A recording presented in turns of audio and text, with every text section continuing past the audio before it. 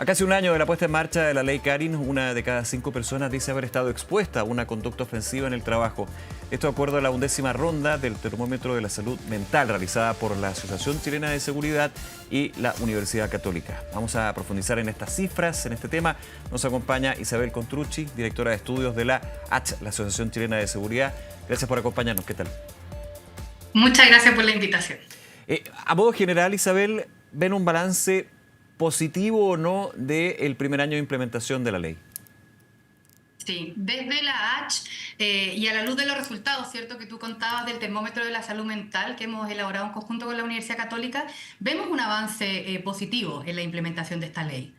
Este estudio en particular pone la voz en los trabajadores, les consultamos respecto de su percepción de la implementación de la ley a un año de implementación y vemos que ha permeado de manera importante. Los trabajadores perciben, 9 de cada 10 trabajadores, por ejemplo, perciben que han sido informados de alguna manera respecto de la ley. Que eso es importante porque el primer paso, digamos, de cuando se dicta una ley de este tipo, una ley laboral, es informar a los trabajadores que están resguardados por esta ley y actitudes que antes no estaban más bien, seguridad ante actitudes que antes no estaban amparadas por ley. Entonces, esto es buena noticia. Hay información, los trabajadores ya saben que existe la ley Carin.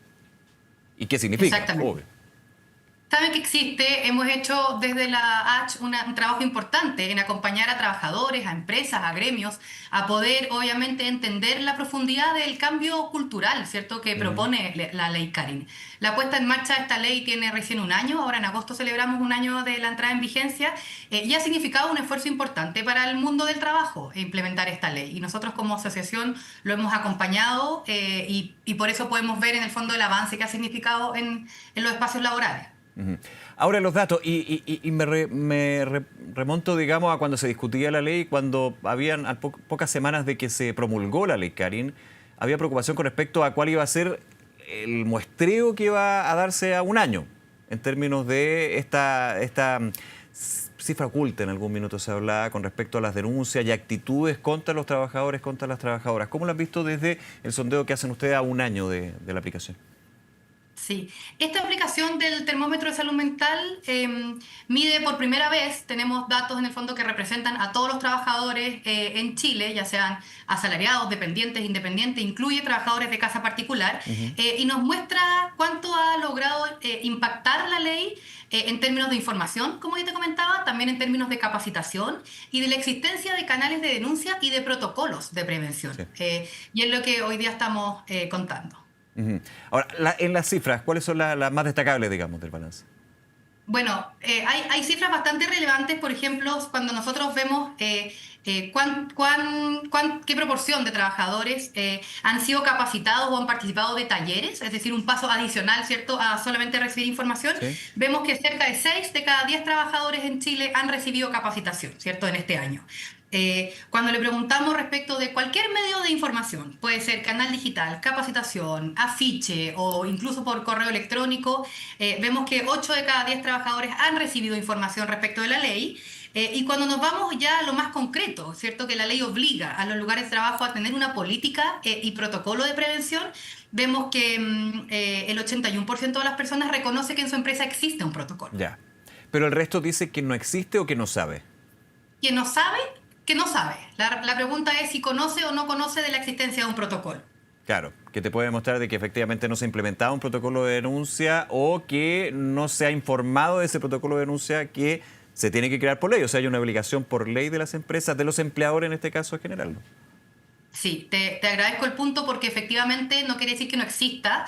También en el acompañamiento que nosotros hacemos a distintas empresas y entidades aéreas nos damos cuenta que muchas veces el cumplimiento normativo existe y es un problema más bien de canales de información dentro de la organización.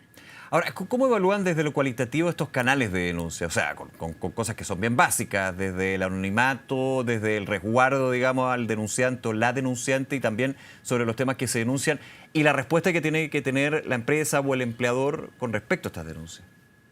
Claro, la ley establece, como tú decías, la obligación de contar con este canal de denuncia que tiene que asegurar el anonimato en la denuncia y también tiene que implementarse en el caso de que existan medidas de resguardo, ¿cierto?, que incluyen un sinnúmero de distintas alternativas por mientras o durante el tiempo que se ejerce la investigación correspondiente. Ujú, ujú. Y en ese sentido, ¿se ha cumplido, digamos, con lo que establece la ley? En la mayoría de los casos, a eso me refiero.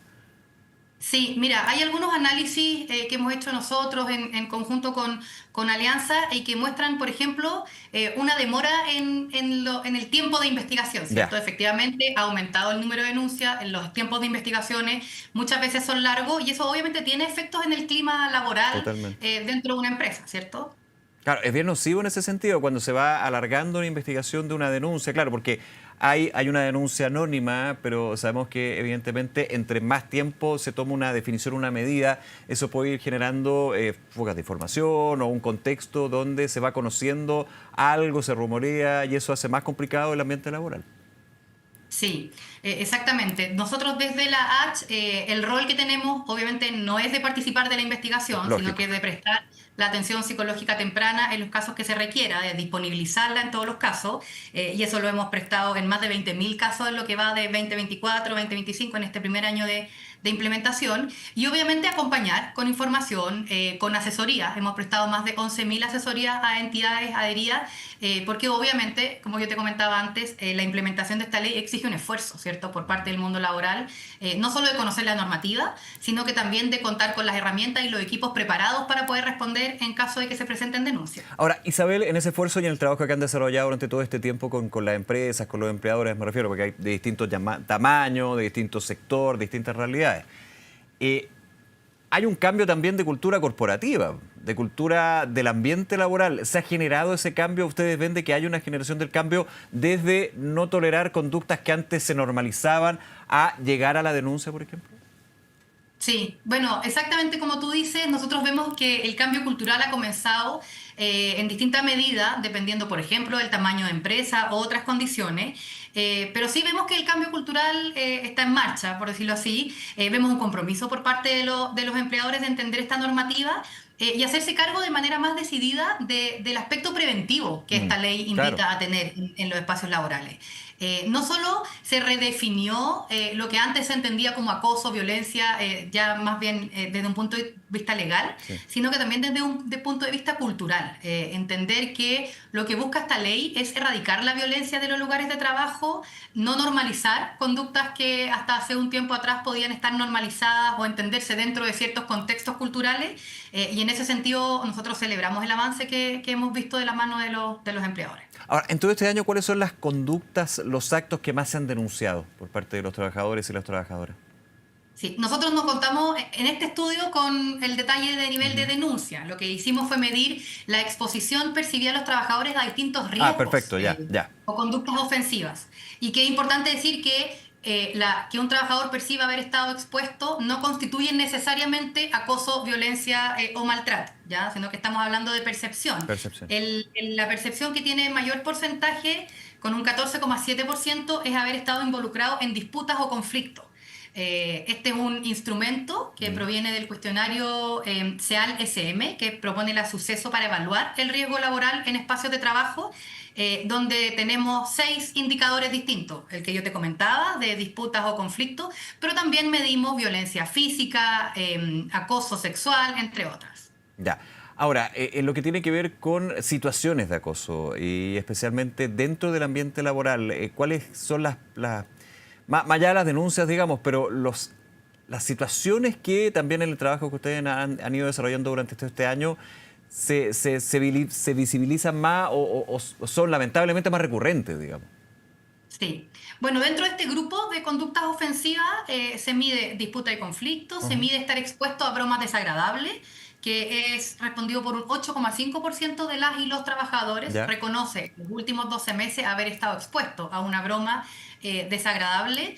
También se mide la exposición a sentirse intimidado o ridiculizado públicamente y en Ujú. este sentido un 7% de los trabajadores percibe haber estado expuesto o ridiculizado públicamente y otras conductas que tienen percepciones bastante menores son haber sido víctima de bullying o acoso con menos de un 5%, un 4,5%, la violencia física menos de un 1% y acoso sexual, ¿cierto? Que está tipificado en esta ley un 2%. Ya, claro, uno podría decir desde el porcentaje que son números bastante bajos, porque en algún minuto cuando se discutía y se promulgó la ley se dijo el nivel de percepción y luego el nivel de denuncia va a ser altísimo. No estoy diciendo que hoy no era tan... No, para nada. Se empieza a hacer un canal que era necesario en términos de la denuncia y también de la sanción eventual. Pero desde la percepción, claro, faltaba, digamos, aterrizar eso. Son números que uno podría decir, claro, 2%, 5% es bajo, pero son personas que representan ese 2% al acoso sexual, a la violencia física. O sea, son números bajos en el total de la cifra, pero también a preocupar, ¿no? Sí, y nuestra meta desde la H es que estos números lleguen a cero. Claro. Entonces, meta bastante exigente. Nosotros hacemos este estudio hace más de 5 años. Esta es primera vez que medimos en el fondo la implementación de la ley. El año pasado no podíamos medirlo. Y lo hacemos porque nos interesa profundizar en las estrategias preventivas que nosotros proponemos, ¿cierto?, a las entidades aéreas con las que trabajamos. Y en ese sentido, por bajo que sea el porcentaje, obviamente es una buena noticia, ¿cierto? Que los porcentajes sean bajos, pero son siempre señales de alerta y que nos permiten, estos riesgos psicosociales se pueden prevenir y al prevenirlos se pueden disminuir y obviamente disminuir en el futuro la posibilidad de que esto sea asociado, por ejemplo, a conductas o prevalencias de salud mental, entre otras, ¿cierto? Claro, porque hay mucho que se termina escondiendo. ¿A qué me refiero con esto? Con culturas organizacionales donde habían prácticas, dichos, bromas o apodos que eran súper aceptables dentro de lo normal y que ahora, y hace un tiempo, digamos, no solamente ahora, se decía, bueno, pero es que antes se aceptaba, ahora no. No, lo que pasa es que nunca se debería haber aceptado. Evidentemente había una... no discrecionalidad, pero sí como que era más permisiva, digamos, la cultura organizacional sobre eso. Sí, y por eso también poner en valor el valor, valga la redundancia, de esta encuesta, ¿cierto? Que para nosotros es más que una encuesta, es un instrumento que nos permite orientar la Un estrategia termómetro, preventiva. está perfecto el concepto. Sí, nos permite orientar, como te decía, anticipar riesgos, generar evidencia, que es algo que a un año de esta ley nosotros también celebramos que poder tener estos datos, ¿cierto? Ahora, en el transcurso de la ley, obviamente se va aplicando y en esa aplicación y en ese camino tienen de alguna manera algunas claves, algunos puntos en los que hay que seguir avanzando, digamos, para hacer mejor que la percepción baje, que las situaciones de acoso, que las situaciones contra los trabajadores disminuyan. Ojalá cero, es ambicioso, pero evidentemente eso es el mundo ideal y hay que aspirar a eso, si no, ¿para qué estamos acá? Y por sobre todo lo que puede ser la denuncia y la información. Sí, mira, nosotros si leemos esta encuesta de manera transversal, uno de los principales desafíos que recogemos desde el mundo de la mutualidad tiene que ver con la brecha que pudimos identificar en distintos tamaños de empresa. Los porcentajes son muy promisorios y superan el 70% en las grandes y en las medianas empresas, que normalmente tienen la capacidad, equipos de recursos humanos para hacerse cargo en el fondo de esta nueva normativa.